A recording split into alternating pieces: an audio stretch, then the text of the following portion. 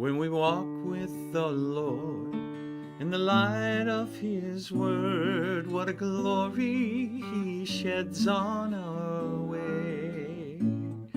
When we do His good will, He abides with us still, and with all who will trust and obey. Trust and obey, for there's no other way to be happy in Jesus but to trust and obey.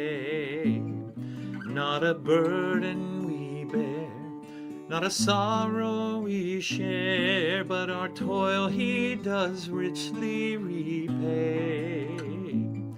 Not a grief nor a loss, not a frown or a cross is blessed if we trust and obey.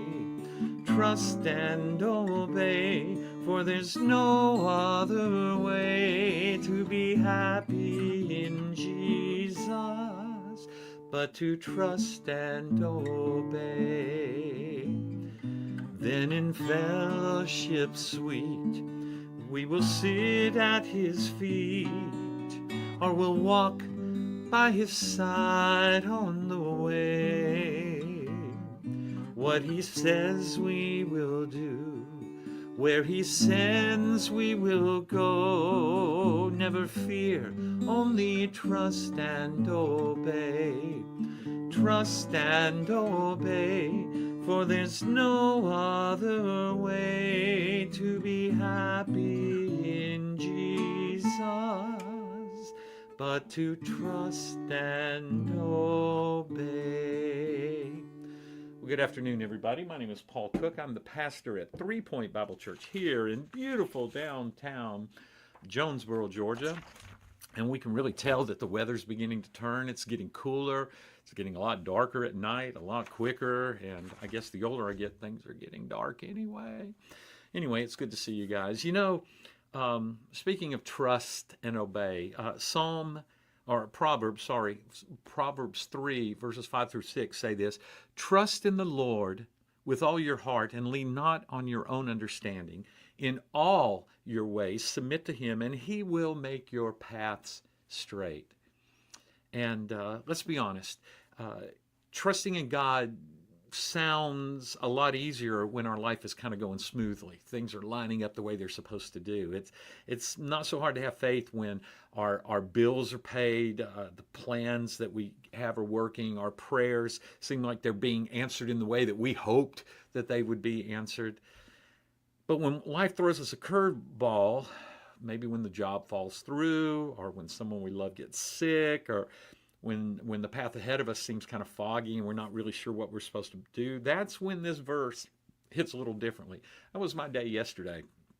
I have swapped cars with my son so that I can give him an early Christmas present. We're going to give him new tires, and of course, when I got his vehicle, not only is it the tires, but I had to replace the windshield wiper blades, and then there are like 4 active recalls on it. And he's like, "Well, Dad, I don't have time for that, and everything's running fine." And it's like, yeah, let's take care of that. So started doing that, and in the midst of that, while all of the tires are off, I get a phone call, and they want to take my mom to the emergency room because of some problems that she's having with some of the stuff on her skin and from her recent surgeries and all of this stuff that seems to be hitting my mom. And so I don't even have a vehicle, and the vehicle I do have, it's like I can't put Mom in it because she would have to try to get up into the truck or up into this Bronco, and she's not able to physically do that. And so I'm scrambling. I'm like, oh my goodness, what is going on? How are we going to take care of this? How are we going to do this? Then this verse hit me. Trust in the Lord with all your heart. And this is not some halfway trust that we have on Sunday morning. It's an all-in kind of trust. It's even when I say, God, I don't even understand what's going on, what's right now, but you do. You know what's going on. And so I'm just going to put my faith and trust in you. And the second part, lean not on your own understanding. And that's where we tend to struggle, I think. Leaning on our own understanding, because we like to make sense of things. I mean, we make plans, we put timelines, we put our reasons and we expect things to line up. But God invites us into something deeper, a relationship with Him that doesn't depend on explanation, but it depends on our faith. Sometimes God doesn't give us a why because He's teaching us about the who, and He is the who. The why might not make any sense in the moment, but the who, He is faithful, He's good, He's loving, and He wants the best for us. And that never changes. And so we fix our eyes on Jesus and we trust and obey. Think about how a child trusts their parent. When a little one falls asleep in the back seat, they're not worried about how they're going to get home. They know they're going to get home. They know they're going to get home safe, and they don't care what route we take. I know when my kids were little, sometimes we actually would drive around a little bit more because the tires on the pavement, that kind of helped Lena fall asleep. And that was a good thing until we got home, and then she was wide awake and come on, I'm ready to play. They just rest knowing that someone else is in charge. Wouldn't it be great to be like a little child again, sitting in the back seat and let God just drive? What a moment. And here's the beautiful part about all of this. When we surrender, when we submit to Him in all our ways, it says He promises to make our paths straight. That doesn't mean He makes them easy or He makes them predictable, but it does mean it's purposeful. Even the detours have directions when God's behind the wheel. I remember the Rascal Flatts song, God bless the broken road that led me straight to you. And that was the path that I took to even grow closer to Jesus. You know, here, but I'm going to go my own way. But then He gently brought me back, and then I'll go my own way, and He would gently bring me back. And it was a broken road, but it led me straight to Him. And I want to invite you to do that. Maybe today you're standing in the place of uncertainty. You don't know what's going on. Maybe you've been hit with some things that you're going like, oh my goodness, what's going on in my life? And you've prayed, you've waited, you still don't see maybe how things are going to work out. But God has seen that. And He knows how it's going to work out. And He wants the best for you. And you just have to ask yourself, is God still faithful? You know, He's never failed once to keep a promise. And He's not about to start now.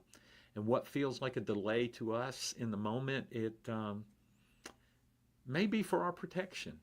You know, our job isn't to have it all figured out. Our job is to simply keep trusting in the one who already does. So trusting God doesn't mean we always understand His plan. It just means that we believe His heart and that He wants the best from us. As always, I would love to hear your thoughts or comments. Let me know how I can pray for you. If you don't have a church home, we invite you to join us here at 3 Point Bible Church. We gather together for worship and praise and prayer and God's Word on Sunday mornings at 11 o'clock. We invite you to come be a part of that.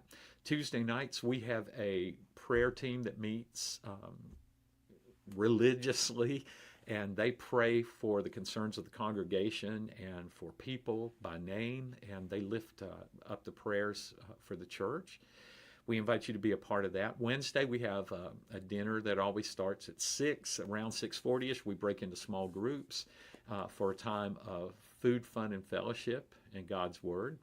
And Sunday nights, we are going through Bible verse by verse, and we invite you to be part of that Bible study. That's at 6 o'clock on Sunday nights. So you can check us out online. We would love to see you here if you don't have a church home.